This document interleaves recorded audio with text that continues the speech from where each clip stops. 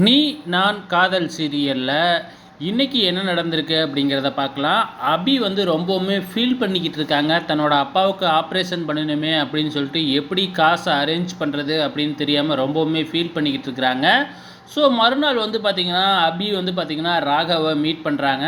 ராகவ் தான் வர சொல்லியிருக்காப்லையாட்டுக்கு. ஸோ எதுக்காக வர சொல்லியிருக்கிறாரு அப்படின்னு பார்த்தீங்கன்னா, பாட்டி சொன்னாங்க இல்லையா, அவங்க வீட்லேயே வந்து பொட்டிக் வைக்கணும் அப்படின்னு சொல்லிட்டு அதை பேசுகிறதுக்காக தான் வர சொல்லியிருக்கிறாப்லையாட்டுக்கு. ஆனால் அபி இருந்துக்கிட்டு இல்லை முடியவே முடியாது, அது சரிப்பட்டு வராது. நம்ம ராகவ் வந்து பார்த்திங்கன்னா எவ்வளவோ எடுத்து சொல்கிறாரு, நீ அங்கே பொட்டைக்கு வச்சேன்னா அப்பப்போ அணுவும் அங்கே வரும், அப்போ வந்து பார்த்திங்கன்னா எங்கள் குடும்பத்துக்கும் உங்கள் அக்காவுக்கும் ஏதாச்சும் ஒரு கனெக்ஷன் ஏற்படும், அதனால் நீ வா அப்படிங்கிற மாதிரி சொல்லி பார்க்குறாங்க. ஆனால் வந்து பார்த்திங்கன்னா அபி இருந்துக்கிட்டு முடியவே முடியாது அப்படின்னு மறுத்துட்டு போயிடுறாங்க. இங்கே வந்து பார்த்திங்கன்னா முரளி வந்து மனோகரை நல்லா ஏற்றி விட்டுக்கிட்டு இருக்கிறாப்புல.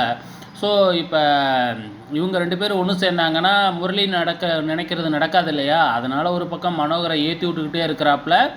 ஸோ இங்கே சாப்பிட போகும்போது கூட வந்து பார்த்திங்கன்னா பிரச்சனை தான் வந்துக்கிட்டே இருக்குது.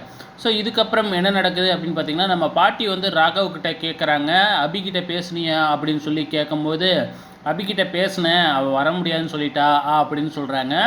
அடுத்த கணமே வந்து பார்த்திங்கன்னா நம்ம பாட்டியும் அஞ்சலியும் நேராக அபியை பார்க்குறதுக்கு அவங்க வீட்டுக்கே போயிடுறாங்க.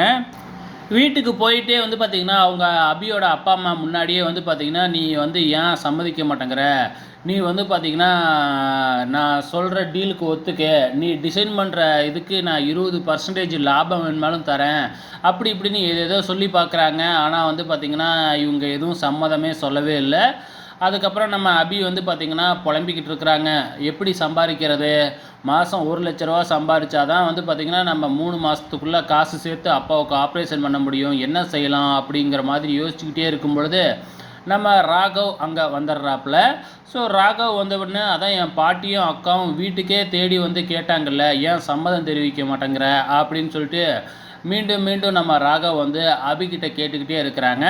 கடைசியாக அபி இருந்துக்கிட்டு, ஆமாம் நீங்கள் ஏன் இப்படி மிரட்டி கேட்குறீங்க, என் பேரை சொல்லி கெஞ்சி கேளுங்க, நான் என்ன சம்மதம் தெரிவிக்கிறேன் அப்படின்னு சொன்ன உடனே ராகவ் வழக்கம் போல் வந்து பார்த்திங்கன்னா சிரிச்சுக்கிட்டே, அபி நீ வந்து எங்கள் வீட்டுக்கு பொட்டிக்கு வை அப்படின்னு நம்ம ராகவ் சிரிச்சுக்கிட்டே சொல்கிற மாதிரி சொல்கிறாங்க. ஸோ இன்னிய எபிசோடில் இது தாங்க நடந்திருக்கு. வெயிட் பண்ணி பார்க்கலாம் நாளைக்கு என்ன நடக்குதுன்னு.